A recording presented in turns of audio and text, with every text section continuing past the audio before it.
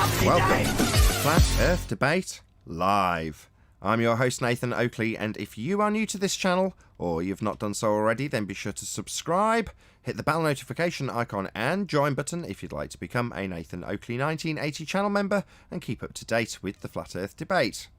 If you would like to support the channel, there is a super chat that runs alongside each of these shows while they are live, and there's also a PayPal, Patreon and crypto link in the info box below the video. Also below this video you can get £50 for swapping your UK electricity supplier to Octopus Energy. Most importantly, if you'd like to join the discussion, simply mute the page you are currently watching, then click the link in the info box below this video to join the panel and express your views on the nature of Earth. If you do join, please don't swear. If you do, you'll be ejected, and if you are, please don't try to rejoin the stream using sock accounts. You'll be warmly welcome back on the next stream. Please also share the show on social media.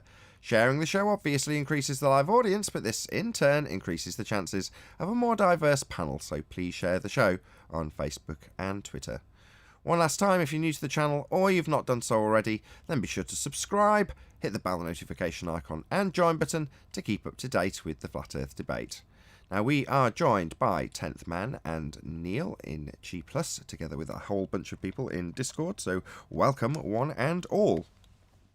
Hello. Hey, greetings Hello. to all on a beautiful day. How are you? We're all very well, hopefully, chatting away in the pre-show without any issues. So let's crack on with housekeeping. Any evidence of a physical geometric sphere edge that's a horizon formerly known as Earth curvature? Nothing from Discord? Been lent on today, Discord. There's only 2 panel members in the regular panel. Oh, I know. Gone skeptical. Just some mummerings and murmurings, it seems, I'm afraid, 10th. Okay, well, in the absence of any flat earthers, other than us three, no, you need a radius. You need a geometric horizon that's physical for their model. I say that carefully, for their model to work. Because that's all they have is a model. There might just be 2 of you. I was reading chat yesterday and somebody said, ban moron Neil. Neil. Yeah, Neil. I get that all the time. That's probably not the best thing to say as a response to that, is it? What I mean by that is people will often tell me to ban various different panel members and set you against each other or get you on edge. It used to be Arwin.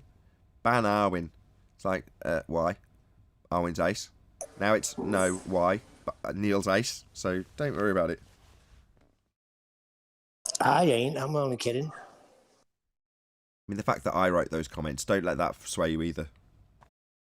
Well, when people don't have proper responses to good questions, they ad hom or they want people banned. They don't want anyone to hear those people. No, I was just looking for what I said that was moronic. I couldn't find anything, so. Well, exactly. But if you engage them and say, oh, give me a timestamp of where I've said something idiotic, then, you know, you're just biting on it, right? Anyway, any evidence of axial rotation of the Earth-based variety? Moron Neil says no evidence. Moron Neil for 2,000, please.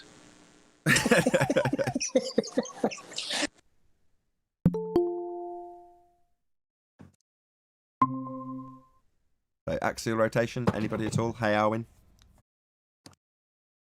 Hello. How hard would it be to demonstrate Earth-based coriolis? I mean, if it did exist, it would be a click of a button away from showing it to us, right? It would happen all the time. Yes, it would happen all the time. It would be really noticeable. I mean, even the way they explain it, I mean, the globiolis would also be easy to show, right? I'm sure you mean the best, but as soon as it comes down to the specifics of coriolis, you've got to get hyper-specific. So when you say they, you've got to say, well, you haven't got to, I'm just suggesting it. Far from it for me to dictate this to you. I would advise you separate them into categories.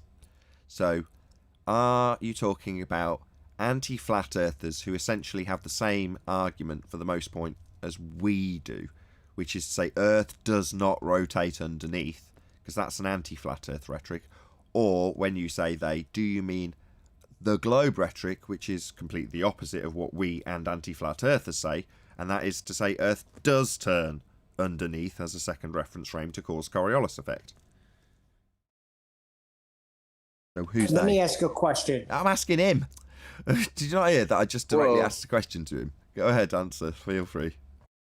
Well, we don't understand reference frames, right?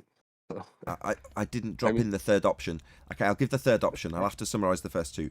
First group, one reference frame, anti-flat Earth. Second group, two reference frame, globe faith. Third group, flat earthers, no reference frames required for anything. So it doesn't matter if I understand reference frames or Coriolis effect. I'm not making a claim using it. But we recognise in the globe and anti-flat Earth claim two positions simultaneously. One reference frame, no drift, Earth does not turn underneath. Coincidentally, that's the same as our argument against the globe position, which is Earth turns underneath, second reference frame, and you'll see Coriolis effect. You with me? Yep. We don't need reference frames. Flat Earth. Can I give my demonstration now? Yes, go ahead, Neil, unless this guy has something else. Go ahead. Okay, if you have a roundabout and you have one of them like automatic pitching things that just keep shooting out the ball, you fasten that to a roundabout and have that thing keep shooting out balls as it's spinning. You'll constantly see it deviating because it's a figment of the imagination. It's an optical illusion. So therefore, if Earth is spinning like it's supposed to be, like that roundabout with the pitching thing attached to it, then we'd be seeing everything drift that goes in the air and leaves the Earth. We don't, therefore, there is no Earth-based Coriolis. It's a bunch of bollocks. Yeah. It is. Coriolis effect is only observable if you turn beneath stuff. Now, our opponents on the anti-flat Earth side will try and change that into an effect that's detailed from the perspective of the projectile's trajectory and how it will have Earth compensated for it not turning beneath, conservation of angular momentum or linear momentum, whichever they choose. All of those effects are actual effects on the projectile. And Coriolis effect is a not actual effect, an apparent deviation, meaning appearing to deviate, but not actually moving at all. Now, if we take Neil's example with a roundabout, and we use the same or similar idea, but on a roundabout you can experience at any time you drive in at least the UK, we have things called roundabouts. So you drive up to them on your car and go round and round them. Now let's just imagine that you're in your car going on this roundabout, round and round and round and round. Each time you approach an exit, that exit will have a sign on it that tells you where the exit goes, which direction and what towns are on that route. Well, Coriolis effect is the notion that there is a force, that would be Coriolis force, bringing the signs to you. So it's a description of the sign moving towards you. Now, if you're not stupid, you'll appreciate that the sign doesn't actually move towards you. The Coriolis force is an apparent force making it seem only like the signs are coming towards you, because in reality, you're moving towards them and they're concreted into the ground. Ergo, when our opponents on the anti-flat Earth side start detailing the motion of the sign, lamppost, whatever it is, concreted into the ground, it's nonsense, because the effect is the effect of the sign looking like it's coming towards you, when in fact you're on a rotating platform, in this case a car, travelling around and around and around, looking at things seem like they come towards you when you're moving towards them. The effect is the sign coming towards you. Obviously, it doesn't actually come up towards you. That's why it's called an apparent deflection.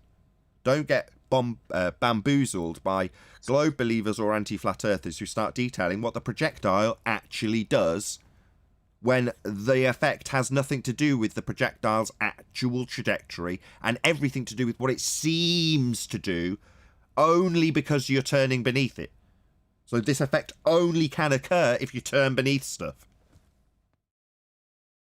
Yeah, isn't it better to call it the Coriolis effect rather than force? The force I mean, is it's misleading, describable right? as the sign coming to you. Or if you're on a child's roundabout with tree limbs that hang over the roundabout, and you go, oh no, the tree is coming to get me. Bang, it hits you as you rotate underneath it. Well, the force that you experience of the tree coming towards you is the Coriolis force. A not actual force of the tree hunting you down and hitting you in the head. Because trees do that, don't they? This force of Coriolis where trees hunt you down.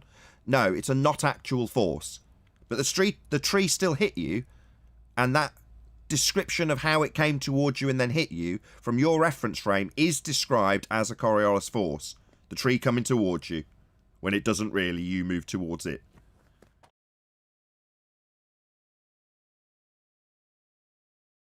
I have no issue calling it a force if it's contextualized correctly. The force of the sign above the travelator coming towards you. Yeah? Oh no, the travelator sign that says gate 1 this way is coming to get me. No, you're on a travelator. You're moving towards it. No, it's coming to get me. Yeah? That's the force. The force of the sign coming to get you.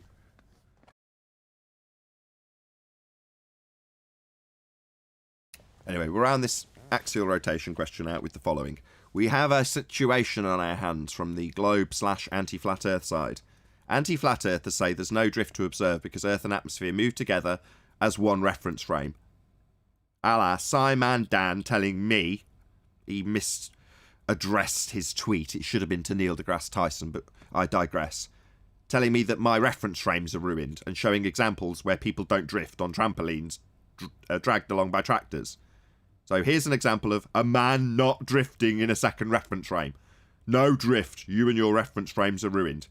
Okie dokie, we'll just tuck that in our pocket for a moment. But one reference frame says Simon Dan. One reference frame, end quote, says blue marble. Meanwhile, the globe and globe proponents, like Neil deGrasse Tyson, specifically make examples whilst holding globes and projectiles above them, showing the globes spinning beneath them to explain how there's two reference frames causing footballs to drift through goals as they turn beneath. So, two reference frames from Neil deGrasse Tyson, one reference frame from Simon Dan and Blue Marble Science, and anybody else we bung in that list as time progresses. Can I ask a question? Yes, Neil, go ahead. Okay, if you presented, just hypothetically, you're Neil deGrasse Tyson, and you present this argument, would he begin to start talking about conservation momentum, or how we're not understanding that? No, because if you understand what Coriolis effect is, it has nothing to do with conservation of anything, on account of the fact that you're witnessing something that only seems to happen, not actually happening, only seems to, because you're turning underneath. So, no, Coriolis effect cannot start with a description of conservation of momentum, because the effect is only induced as you turn beneath, and the effect itself isn't actually happening. Ergo, the tree's not actually coming towards you, the sign on the travelator's not actually coming towards you, you're moving towards it. So for Coriolis effect to happen, the prerequisite for it to occur in the first place is you turning beneath. That must happen for it to be Coriolis effect. So no, detailing a projectile conserving momentum has literally nothing to do with Coriolis effect whatsoever. So he wouldn't even go there then? Not if he's detailing the claim Earth makes of Coriolis effect, because that isn't Coriolis effect. Okay, got you. I think it's really... Hey, Go on, John. John. I think it's really polite of you guys to beg the question with them that Earth has an axis and that it may spin. That's awesome of you guys. Aren't we kind, Good. allowing... We just want to figure out this isn't our problem, John. So really, we're not begging the question with them.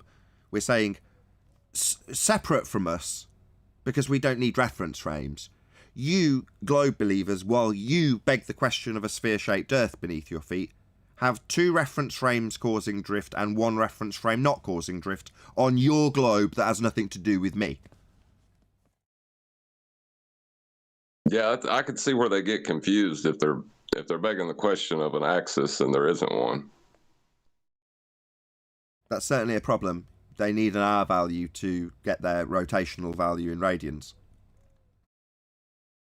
Yeah, I was going to say, whenever you reference Neil deGrasse Tyson, you can never digress. You just digress. Hey, I wanted to ask you something, John. You know, we do have a show, and even though we know that there is no radius, we still have to do a show. You can't just kill us immediately. No, we can. No, please continue to do so. If every response I got was, any evidence of Earth curve, you need R for that. Moving on. Any evidence of axial rotation, you're going to need R for that. Moving on. Any evidence of a molten iron core, yeah, you're going to need R for that. Moving on. Any evidence of the distance to the sun, you're going to need R for that. Moving on. Any scientific evidence of gravity, you're going to need R for that. Moving on. I've got no issue with that whatsoever.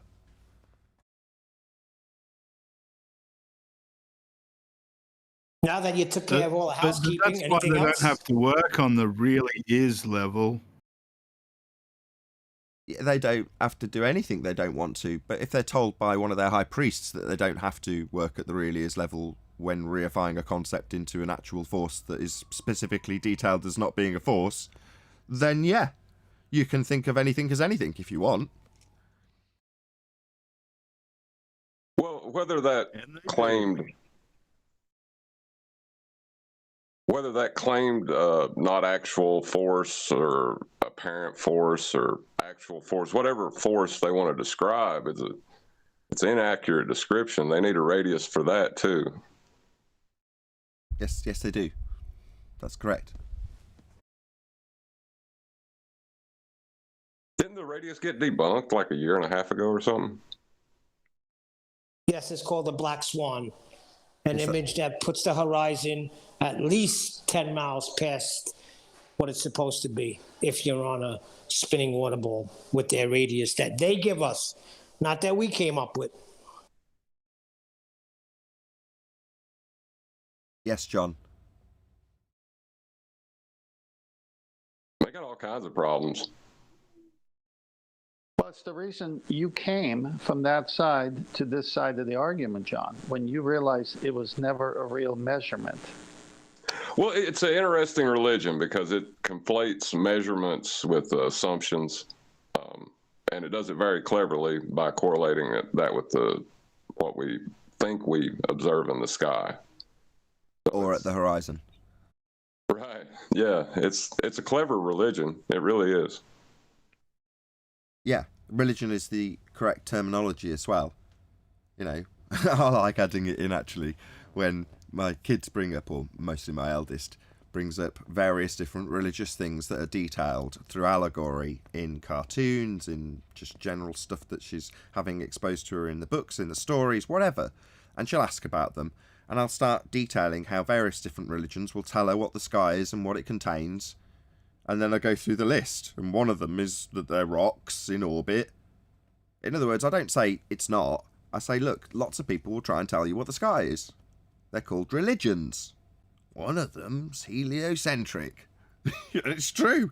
I've got no issue doing it, like somebody's going to come along and tell me I'm abusing my child by telling them that some place you can't go. Yeah? Like we were told yesterday. Oh, well, it's absurd to ask me about why I can't go to somewhere that I've just said I've got proof from. Yeah, why can't you go there? Why would you ask me about my faith in heaven? I can't go to heaven. Sorry, he didn't say heaven, did he? That's a different one I tell my daughter about. I mean the sky vacuum, his version of heaven. I can't go to my version of heaven, the sky vacuum. It's absurd to even ask. Why would you ask why I can't go there? I just trust my priests who do.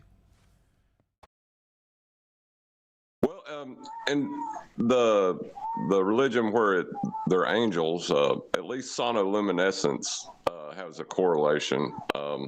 You know, the R value though, that's done. They're not rocks in the sky anymore. They're just proven wrong. You're Christian, John. Sounded like you were giving a reasonable justification for clinging on to a religious belief that you didn't want to necessarily have to answer to later while slamming somebody else's. Was I wrong in what I just read there? I guess I would be Christian by default. That's I a guess yes. would be yeah, I guess so. kinda. I'm Christian by the resurrection. No way. I thought you were yeah, a devout Jew. Yeah, I'm grafted into that thing as well. So the claims of Jesus I accept, and he said he came from heaven. So yes, he knows where it's at, and Hello? he says all who Hello? believe him. What's going on? Why is this? I'm telling Why you. have you launched into about your testimony? What's going on? You told me. Well, I'm giving evidence that Jesus says he came from there, and those who believe in him will go there. So that's Nobody his mentioned claim. Jesus. Nobody mentioned No, I Jesus. did. We're talking about angels up in the sky vacuum. I mean heaven. Yeah, I know. I'm tying it in. Angel spoons cause the Yeah, tides. yeah, but my criticism was that subtly John had just tied it in. So what you taking the heat off him and just throwing yourself on these flames that aren't existent yet? I can't white knight John. I can't do anything like There's that. no flames to throw yourself on yet. I'm just having fun here. Come on, man. Yeah. Have we suitably forgoed housekeeping by my rattling through like 10th Man did yesterday, by the way, or should we continue? No, I think R is, once R is debunked, what do they have? Everything that heliocentrism lays on has to. If you can't have R on the Earth, you say has R, then everything they've ever done with calculations or images or stars that are far away and they got radiuses too and distances, it's all gone. Right, and that's the point I was trying to make about the scientific hypothesis from astronomy, cosmology, and astrophysics. If you have an inaccurate description of a phenomenon, can you enter the scientific method? No. But speaking of that subject, you weren't here yesterday, but 10th Man took that one step further. God, I hope he's written it down and can parrot it off verbatim. But he just strung the most succinct rebuttal to the question, any evidence or any single viable hypothesis from any of the fields of astronomy, cosmology, or astrophysics, and then 10th Man would offer this in response. 10th, hopefully I've bought you enough time to know what I'm talking about. Brother, I'm 62. I gotta wait for the replay of your show today. Okay. Yeah, fine. Well, hopefully you'll remember it for the next time and we can actually go through it, because there's just, that's getting, what's the word? Honed? Is that the right word? The answer to that question that we detailed a couple of days ago is getting honed. You said you wanted fewer steps, and you said that was the least amount of steps so far. Exactly. Yeah, one or two Oh, there, sentences. Kevin. Go on. The Kevin Bacon game to the Black Swan with that question? Is that what Yes. you're talking about? Precisely, it's exactly that. It's the Kevin Bacon game. How many steps before you can get to Kevin Bacon? Name a movie, and then what's the next movie that one of the characters is also in another movie? Yeah? And then eventually, who is in a movie with Kevin Bacon? How many steps can you take? Yeah? Well, we're trying to do the exact same thing for each of the questions. I've already, if you were here live, gone through the majority with the exception of any single viable hypothesis from any of the fields of astronomy, cosmology, or astrophysics, and evidence for our answer. So, molten iron core on screen now. You're going to need R for that. Gravity, you're going to need R for that. Doesn't matter which one, centre of M1 or centre of M2. You're going to need R for that. Gravity needs R. Distance to the sun, you're going to need R for that. Venus needs an R. Earth needs an R. AU needs an R. So you're going to need R for the distance to the sun. Earth curve, you're going to need R for that. The geometric horizon that only exists in the maths is based on R. Your refraction, you say the horizon in the Black Swan is refracted with, that's based on R. So you're going to need an R for that. Axial rotation, I don't think I need to cover again. It definitely needs an R. Well, that was one of the reasons I stuck with the globe so long, is that I thought I could measure it. But I knew it was, inherently knew that it was necessary for all my other claims. Like, we had to be on a sphere before any of my sphere claims made sense. Yep. And if you can bury Al-Biruni's story in the back texts and have only people like Rumpus asserting that you get a dip angle measurement and we can get R by way of a tangent point geometric horizon that we're measuring in Al-Biruni's dip angle measurement. Yeah, most people won't know what that means. I didn't when it was first put to me by Rumpus. Little did I know that that was the actual undoing of his argument at the Isle of Man when it was being asserted. Because, of course, he's drawing a tangent and a claim that Earth is getting in the way of the Isle of Man at a certain feet and inches value, and you know it's refracted because it doesn't match the globe maths, because it's positioned with respect to the horizon. Only to later be told that the R-based horizon that has been derived from a dip angle measurement by Alberuni, utilised in terrestrial refraction or any derivative of slightly looming non-standard refraction that they're going to put in when they need to, is actually a refracted horizon, refracted with the very R that it's based on. Paradoxically so, ending the argument that we have a geometric horizon, and roll on the quotes. We wouldn't expect to see the geometric horizon. The geometric horizon only exists in the maths. Nobody's saying we see the geometric horizon. Well, is that going to lead to flat earthers, like one day accurately describing what the horizon is? Why? We're not utilising it as a claim for anything. If you're fascinated by perspective, right, and you came here and started telling me about how it worked that way, just out of a claim, I'd be just as critical as I would of a glober who comes here and says it's a physical obstruction to things in the distance and here's my maths inside profile. It's like, yes, I appreciate that it is an effective perspective, but unless you're making a claim alongside it, that's just an interesting folly to study. Yes, we have perspective. Can you study it? Can you study what it is that forms the horizon? Absolutely. You could even just about push it into being a phenomenon. So you could science it if you wanted to, but am I making a claim with it? Why do I need to explain what the horizon is again? If I see a clock in the distance and say there's a clock at 20 miles, other than the next man, Fundy, Globe Believer or Anti-Flat Earther saying, no, that's actually a mirage. What? Yeah, Earth curves should get in the way. Look at these maths. You're seeing too far. Therefore, it's a mirage. What do you mean I'm seeing too far? I can practically tell the time off it. No, you're seeing too far. Earth curves should be in the way. It's a mirage. It's a looming mirage. And you're like, what the bloody hell are you babbling about? I just see a clock. No explanation required whatsoever. Well, what causes the horizon? I don't care. Well, I say it's Earth curve. Not blocking the clock, but should be. It's a mirage. Well, no, the only reason I bring it up is that, like, astronomy and cosmology are just words, you know? And those disciplines, even after heliocentrism falls by the wayside, could still exist with the Earth being flat. It's just, you know, they're going to have to let go of the idea of a radius. So, and you know, orbits. that people can... Yeah, in orbits, right. So people can still point at the sky and postulate possibilities and name things, you know. But that's what it's called. That's a different department. Astronaming. Pointing at lights and giving them names. Yeah, they've definitely got that covered in astronaming, or, sorry, my bad, astronomy.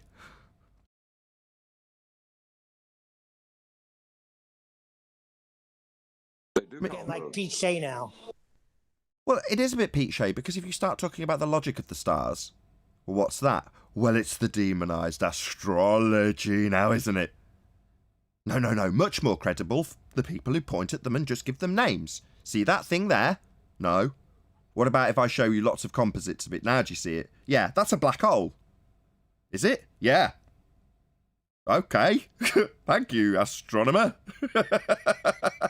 Astronamer. So glad you're here to tell me what that's called.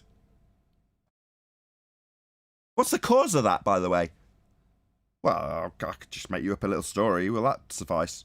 Well, no, aren't you science? Isn't that a phenomena? Couldn't you give me the cause of that? Can't you do a bit of science on it? Aren't you paid astronomical amounts of money to do science? Do a bit of science for me. No, we don't do that here. We just give it a name and make up a story. See that other light? What, the moon? Yeah. Do you want a story about that? Yeah, that's only there because something smashed into us. Really?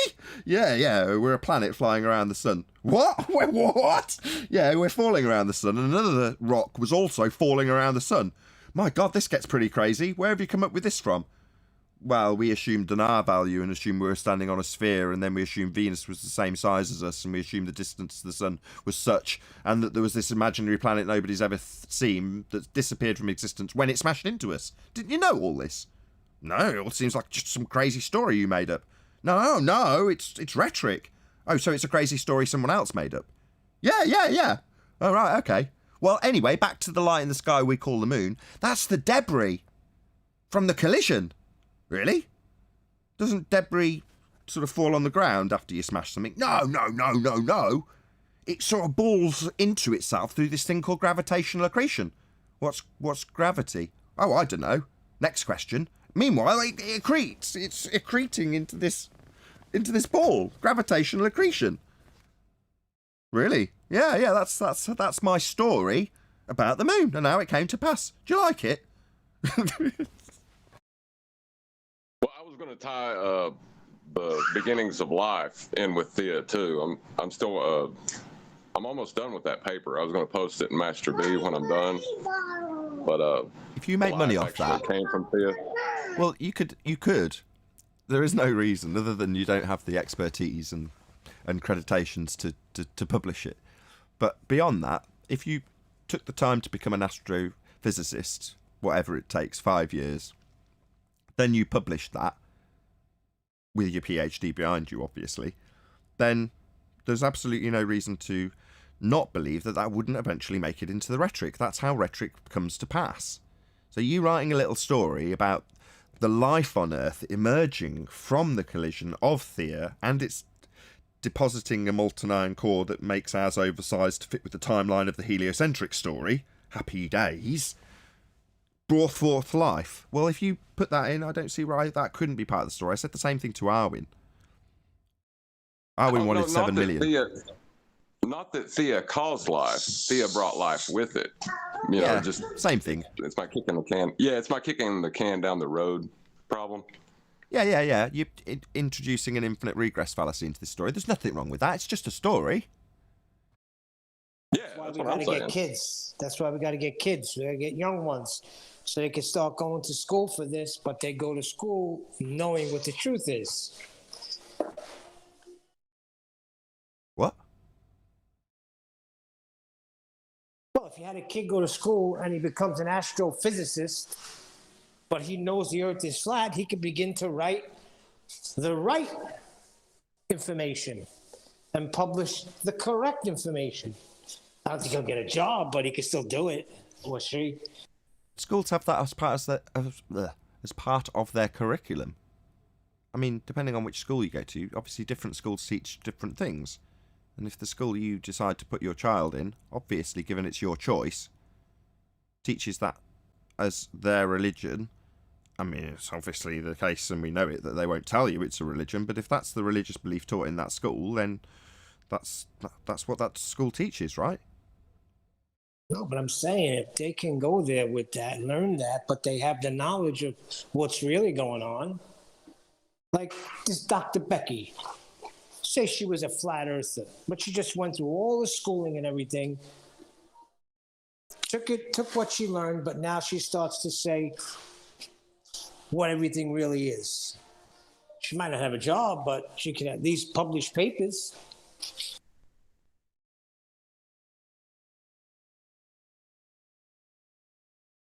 Okay. I mean, it's akin to saying, I'm going to stick my kid in this school that's run by nuns, but I don't really want them to know about Christianity. And if they do get told it, which they will, I want them to know the truth, my truth about Christianity. That just seems weird. Yeah, they'll have the degree. Why put them in a school with nuns? We're not talking about nuns. We're talking about the nature of reality. So do nuns and heliocentrists. And heliocentrists run those schools that you're talking about, right? Yeah, graduate them, but then start speaking your own truth. If I had credentials to write a paper about what's really going on, I'd publish a paper. And I could say, hey, that's an astrophysicist. But look what Neil's saying here. He's saying that they're just lights in the sky, and we really don't know what the sun is, and we really don't know what these planets are. Right, Neil. If you subscribe to Scientific American, you would realize quickly that that's exactly what happens. I was going to say, that is exactly what happens, Neil, and you don't need accreditation necessarily to achieve your ends in that regard, as much as I've just said, well, you do. Yeah, I was going to try to get And here's the published with thing. my bachelor's. Of what? Engineering, electrical. Why not? Here, Go on, Paul. I was just thinking though, publishing a paper, is that science? Who are you asking? Anybody? Is that science, publishing a paper? If you're asking me, no, it's not. Okay. That being said, did you know anyone can publish a paper? Yeah. Anyone? Yeah. Now, whether someone picks it up or not, that's a different issue. But you can write up a paper, do all your findings, put all your research out there, and you can put it in a PDF on Word and send it to everyone you want to. That's technically publishing. You just don't have an official publishing website to do it. And anyone at that point can analyze your data. Anyone. Yes, that's correct. I mean, like I say, I've just disagreed or contrasted my own view when I'm saying, you know, go and get yourself a bit of academia in the field that you're going to be putting the rhetoric out in. I'm saying if you're going to create a just so story, akin to an astrophysicist's just so story, I would say in that respect, you've got to be an astrophysicist to publish that story. Now, while you might make an attempt to do it, and you can just publish it, right? That's your point. Well, I'm saying no. If you're attempting to actually create this into the heliocentric rhetoric, you've got to be one of them.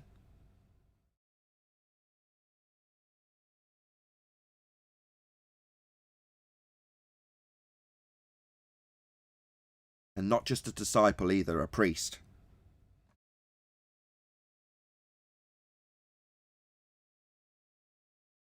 All right, I'm Can going you to bet just go ahead and detail the difference between supposition and presupposition? Because on two accounts, like when I was watching an old video of Neil deGrasse Tyson, he brings up Galileo and how after that point they had science. And then I heard Michio Kaku say that they don't use the scientific method, but after Galileo they had these telescopes and now they could begin to look into the universe and do all of this science.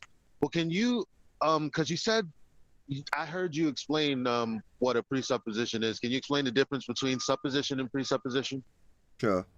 So supposition is something that in scientific vernacular is yet to be validated. So your supposition in a hypothesis is your independent variable.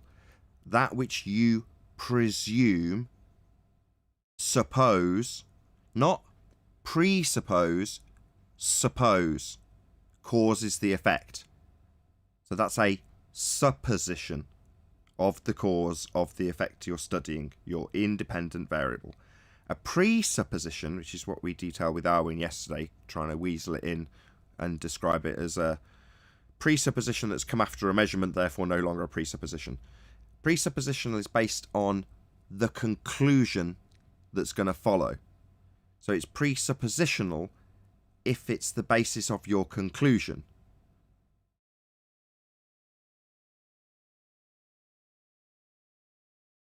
Do you want an example? I can give you a distinct example. So, the difference, let's use an example we've already had. So, a hypothesis. If it's a supposition, it is the hypothesis prior to experimentation. It's just the detail of the null and the independent and the dependent variable, right? That's your supposition. So, when you read that supposition, it says, if A, then B. Now that is yet to be validated. Supposition that A causes B. Right? Now if you ignore the fact that you haven't put it through the experiment stage, that would be to say to validate your supposition, and then just take that hypothesis to be an explanation, then it's a presupposition. Because you read the exact same thing, if A then B, and you go, if A then B, that's my explanation now. Rather than a supposition yet to be validated, it just becomes your explanation. This is the cause of that. That's a presupposition. Make sense? If not, I'll explain it again in a different way. So could I say, when they say the Doppler effect is showing that objects in space are moving further apart, is that a presupposition? That's a presupposition. Amazing. Thank you. They've got an effect, which you could call redshift, right? That's an effect. Would you agree? Agreed. How do you validate the cause of an effect?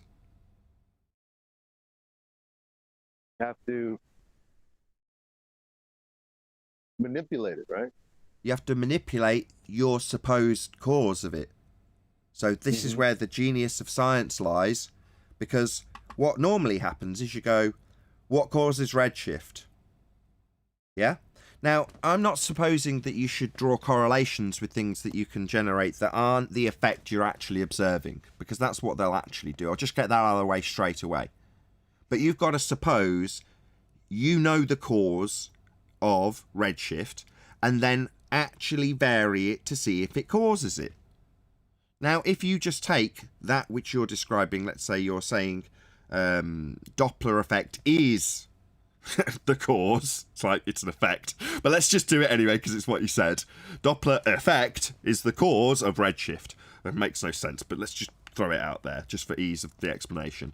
Well, then you vary Doppler effect, scratching my head to make this make sense, and see if it causes redshift. And if it does, then you validated your cause. But if you just say, in my hypothesis, I've got if Doppler effect, then redshift, and then I just don't validate it and say Doppler effect causes redshift, you've just presupposed it.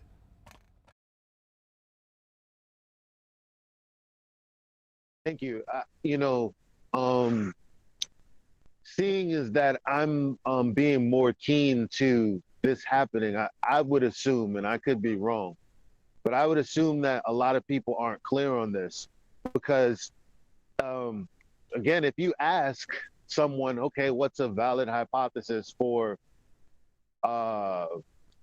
astrophysics, they'll bring up the Doppler effect, and then they'll begin to presuppose instead of actually showing you an experiment that validates the supposition. But it may look like it's science because they're like, look, here's this effect, this is what's happening, we see it happening, but that's begging the question too then, right? Unless they've... Or am I mixing all this up? So you just have to go through the method. It's knowing the method inside out and back to front. So you're saying, okay, they're suggesting that scientific validity is to be had in just saying Doppler effect. You're like, oh, no. If it's an effect that we observe in nature, then we can study it with science. So Doppler effect is your phenomena, potentially. If we observe naturally occurring Doppler effect, then great. You can science the cause of it by presupposing no, but by supposition of cause validated by experiment. So step 1, observe natural phenomena. What's our phenomena? Doppler effect. Okay, let's have a look at it. Let's see it doing it. Because it's an occurrence, that's what a phenomenon is. Something happening. So let's see it happen first in nature. Fine, it happens in nature. I wonder what causes it. Then you move on to step 2. Formulation of hypotheses. So you formulate your if this, that's your presupposition. No. Your presumed, yet to be validated, cause of the effect. So if A, then this natural phenomena will happen. But it's also got a null. If A, this natural phenomena will not happen. So then you validate it by way of experiment. You vary A and see if it causes the effect you're studying. And if it does, you validated it. You do that over and over and over again to make absolutely certain that it is actually the thing that you've supposed caused it. When you do the test again. That's the systematic experimentation. Repeatability in the experiment, not in the observation. Not repeatedly seeing Doppler effect. Repeatedly varying something to cause it. And if you vary it and it doesn't cause it, you know what happens? You, get this, validate, that is, prove your null. If A not B, so you vary it and not B. So if A, you vary A and not B, that is your prediction in the null. So when science is decried as not proving things, as I heard M. Scott Beach, lying son of an astronaut, tell Spurs Chemo, they're liars. The method has a null. And at the end of the systematic experimentation stage, one or other will be proven. That's all it does when you do an experiment. Either the null or the alternative is proven. That's all science does. Vary A, doesn't cause B. I have proven my null. Science proves things. Hope that's clear. I was going to say, I think you're right, though. You said a couple of weeks ago that you were going to talk to QE about going through the scientific method again. I think it's necessary because they'll turn around and tell you that, no, that's keeping science in a box and science has advanced past the scientific method. Yeah, that's what somebody who's going to make up a story about a light in the sky having been collided with by Theia and the debris through gravitational accretion forming the moon. They're going to tell you that that individual that made up that story is going to tell you that science is advanced beyond empiricism. That would be proving things to, well, we don't really prove things with our stories. They kind of evolve. You're like, so it's advanced to just so stories that change with time from empirical validation. Wow, what an advancement. No, it hasn't. Science still proves your null or alternative upon systematic experimentation. That hasn't changed. It's still empirical. But that's not really good enough if you can't provide that in your just so story. So you'll say, as a quack pseudoscientist, that science has evolved into your just so story method, when it hasn't. Well, that's what y'all were getting on the edge of earlier was how necessary is it to be accurate with your description of the phenomenon before you can even enter into science. That's correct. And that's why I sort of half disclaimed what I did rather than just going with it when I talked about Doppler effect being the cause of something, which is ludicrous. I had to drop in those disclaimers knowing full well that your current vibe is to say, if you're going to describe a phenomena, you've got to have a very, very accurate description. And we've all got to go through the Socratic method in agreement of what we're actually studying. Because if you just have a wishy-washy vague idea about what you're studying, the thing chances are doesn't even bloody exist. You can't study the cause of it. Yes, sir. Hello, Adam and Brian. I'm glad you've joined, Brian. Not that I don't like Adam. Hey, Nathan. Hey, everyone. Hey, Adam. Hi, boys. What's up, Brian? I was just thinking about you. I was about to send you a message about the very thing we're talking about now. Get your insight. What are you talking about? I missed it. He's just joined. I'm gonna fill him in with a brief summary of what he's going to be talking about with us in a minute, if he doesn't mind. So, Sebastian Telio, thank you guys, and sends me money. Really appreciate the support. Thank you very much indeed, Sebastian. I really, really do appreciate the support from everybody who is a sponsor of the show, you being one of them. So, thanks for the super chat. You're going to be quizzed on what I'm going to bring up on screen now, which is something that coincidentally both 10th Man and I screen capped from your video that you released today. And that is the diagram that shows two square boxes coming off a zenith line from a 90-degree angle with the sun above you on a spherical surface, and then a line which would be the line down to the position of a boat. Yeah, that's the diagram. So in that diagram, you essentially are showing in a very eloquent and simplistic manner that you can't achieve this 90-degree if the line curves away from you. Now, I watched your video after watching or searching intentionally to find any rebuttals to my video Flat Earth Proof in the form of the sextant, and one of the or the only one I found actually with an actual rebuttal just showed zeniths to the centre of presupposed spherical Earths for the stars that you're measuring, but then when it came down to the actual brass tacks of achieving this from the position, I'm just going to make my screen a bit bigger, Sorry, I normally do this very slick while someone else is presenting. It's not normally me actually talking while I do this, so if this takes me a few seconds, I'm sorry. There we go. So when you're taking the measurement, this is your zenith, which isn't really that relevant because you're going to use a horizontal reference in your sextant. So therefore, this is your position in this diagram for the sake of reference. And what you're actually doing is getting your 0 line, which is on this horizon, but then the star is considered to be 90 degrees above that horizontal line. So that's how you get your 90 degrees to the star. Now, in this depiction, which is supposedly a rebuttal to how you can do astronavigation on a sphere, it shows a position with zenith marked, but then none of the stars from the position that you'd be measuring with a sextant have got 90 degrees measurable. None of them. So, unless you assume that you're taking a chord, which you're not even in the diagram, you aren't going to achieve 90 degrees to any of these stars from the position of measurement. In other words, shout out to Robbie Cook for the super chat. In other words, you can't do this on a sphere because the line that's actually used from the sextant is this top line. And only this top line, regardless of how far I go out to get the GP of the star above this position off screen. Well, that's still going to have 90 degrees to your position after dip correction. So this 90 degree zenith is irrelevant. It's your sextant measurement to the star. That gives you your angle in the sextant. And then 90 degrees to the plane you're on. Ergo, this depiction fails to triangulate your location when it's on a sphere. That's what I was going to hopefully bring you up to speed with, Brian. Yeah, the thing about that is this. Me and Ten spoke. We laughed. We didn't. When I say spoke, we didn't speak. We laughed about this. Geez, a long time ago now, because those angles that come from the 90 degrees don't match the ones that they have coming from the center of their globe.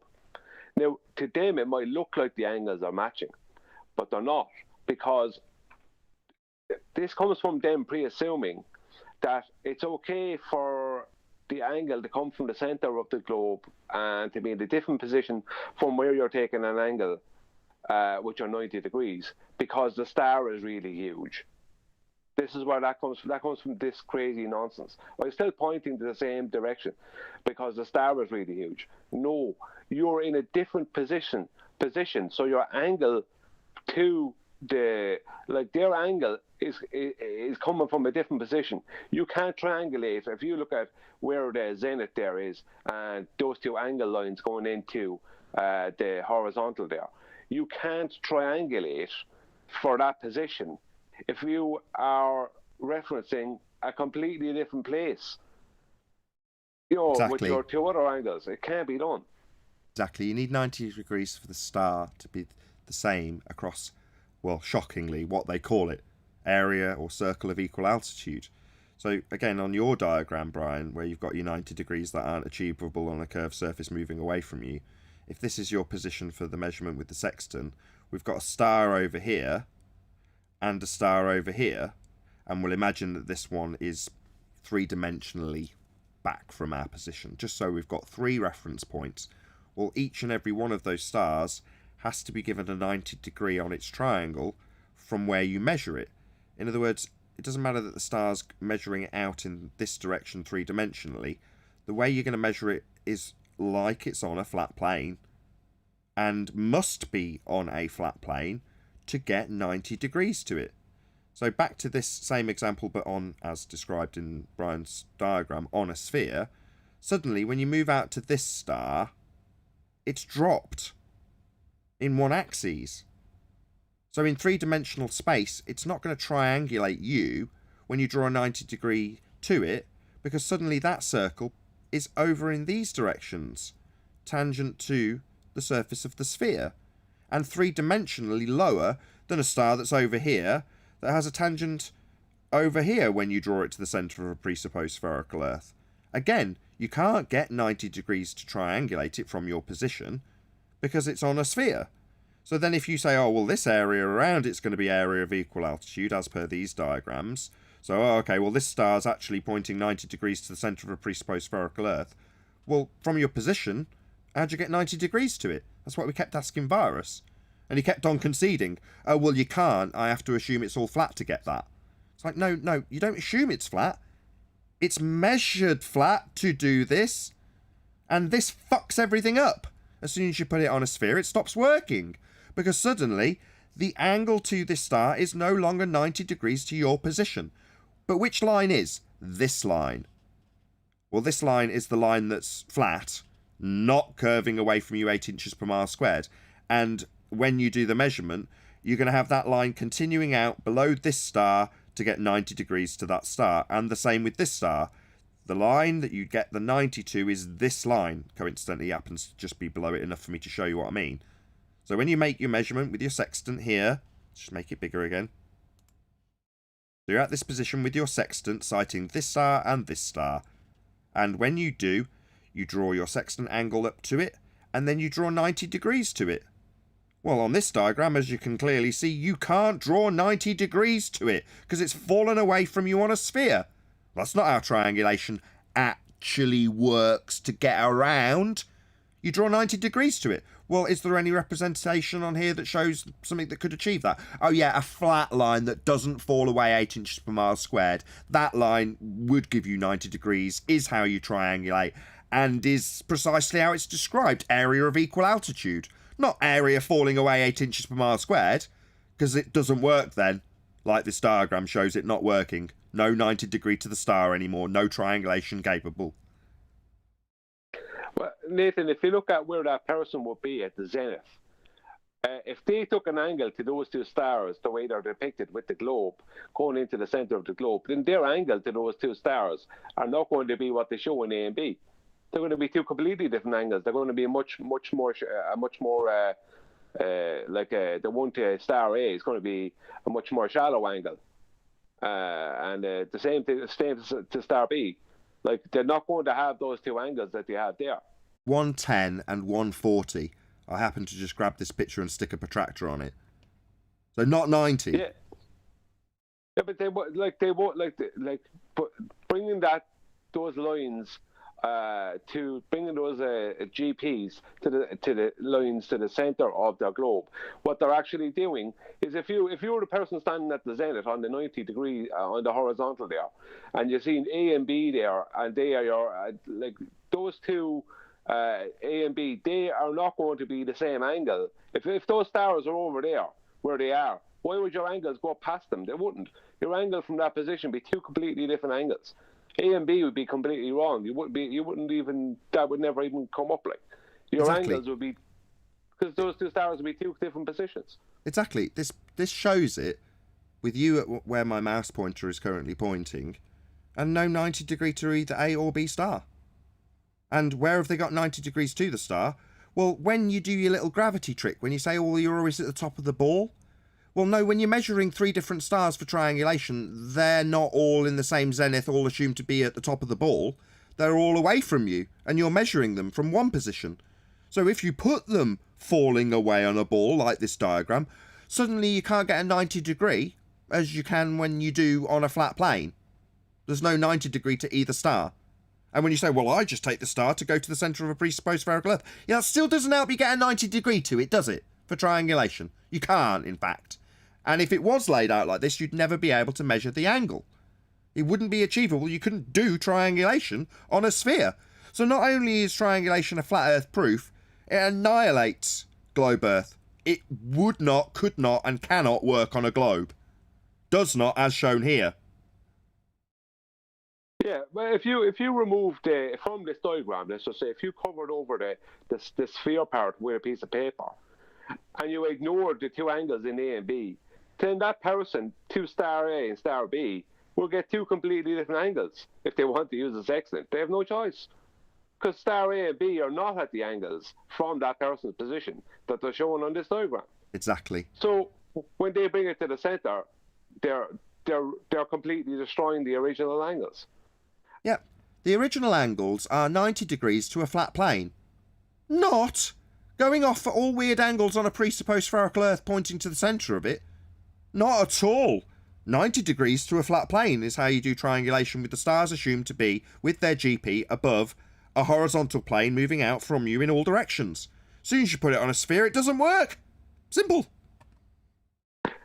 And the rub with this that my video was about, if you look at star A and that circle of equal altitude for star A, as you can see, they have a straight radius and diameter. The whole point of my video was that you can't put a circle of equal altitude that you've just calculated. You can't just put that onto a globe. Exactly. What they've done is they've taken a slice off the top of it. That's why I said earlier, what you're doing, drawing a chord from your position to the GP when you hack off a slice of the top of the sphere to give you an area of equal altitude, because this has no longer got a curve from the GP to the outside edge of this area of equal altitude. It's depicted with a straight line intersecting the circle. Oh, right, so this is all flat then. So this star's got a GP with a flat circle below it, but just doesn't give you 90 degrees anymore. So this is totally incapable of doing triangulation with. But you're still, for some reason, having to disclaim that even when you do it this way, you're going to describe the GP and the star having sliced off the top of the sphere, leaving a flat circle in its place. Yeah, it still doesn't give you 90 degrees, though. So it's such a cluster screw, it's untrue. Yeah, because the diameter of that circle of equal altitude, let's just say ignore B happened at all, just circle A. If the circle of that diameter of the circle of equal altitude of A, the diameter of that would be less in distance.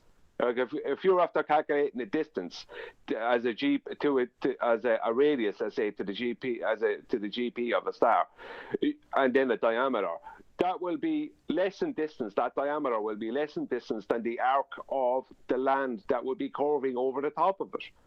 So if you put that distance using that same GP onto that curved land, it won't go all the way out to the edge of where you will have placed the circle. It will be completely, your placements will be completely wrong. It won't work. It can't work. Exactly. It can't work on a sphere, but for all the reasons we've been shown by this handy diagram published by one of my detractors. Thanks, by the way. You're lucky you've got your name on screen. I wouldn't have included that in the screenshot if I'd have if I'd had a bit more time to think about this. But I was just keen to send it on to Brian and have a good laugh at you, because you've provided a diagram that until now has had to be verbalised. Just how it can't work on a sphere, here it is, ladies and gentlemen. Because this line here, that would represent a plane that continues out from the position at zenith, in all directions flat, not dropping away from you, is the only way of achieving the actual triangulation results to get 90 degrees to any of the stars that you're going to be sighting. Your angle is the angle to the star versus the angle of the flat Earth we all stand on. And if we don't, this doesn't work. Well, just one more point on it, one or two more points on it. The whole point of my video, one of the main points of the video was that a radius is always a straight line. So to get a circle of equal altitude, you need a straight radius. And where do you have to shoot that for that radius? Straight out to the horizon. So the horizon and radius is actually a flat out argument, and it supports us. And they, as opposed to the radius they don't have, and the horizon is not geometric. So what I was doing and trying to back Brian when he was saying that where they've got the circumference and indeed radius for this circle that's a cross section of a sphere, I tried to, although I did a bad job, show it curving up and over as you're doing that. Well, what Brian's saying is when you try and achieve a radius for this circle that's depicted on a sphere, again, I'll say it in cross-section on a flat surface, which is this line I'm drawing across now, if it was the curved surface that this is actually alluding to try and prove, then how do you get a radius for the cross-section circle that you're going to get your GP in the centre of? The answer is you don't. To get this radius for this cross-sectional circle that's flat depiction here, it's got to be flat.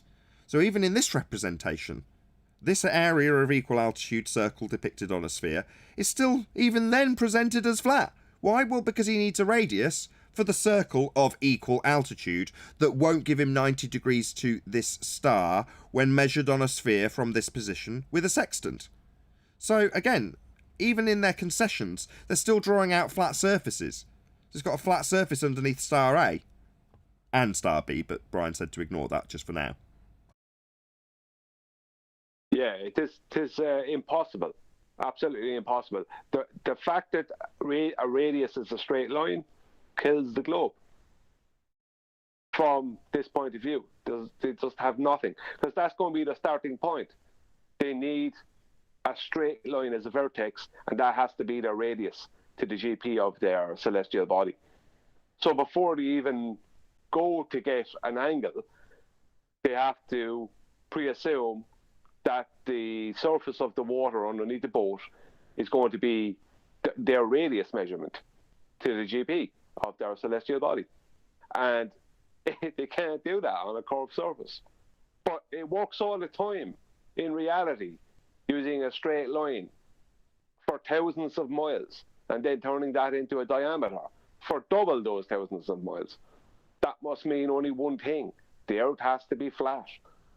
With that, I'm going to say, if you are watching this on either Nathan Oakley 1980 or Nathan Oakley premiering streams, then stay tuned, as there will be an after show to follow. Unfortunately, if you are watching this live, this is where we bid you farewell. So a huge, massive, enormous thank you to all of you who smashed the super chat, liked, commented, shared, subscribed, hit the PayPal link, or joined as a Nathan Oakley 1980 channel member. Also, below this video, you can get £50 for swapping your UK electricity supplier to Octopus Energy. Once again, stay tuned if you're watching on either premiering stream. I've been Nathan Oakley, and I will see you all in the next video.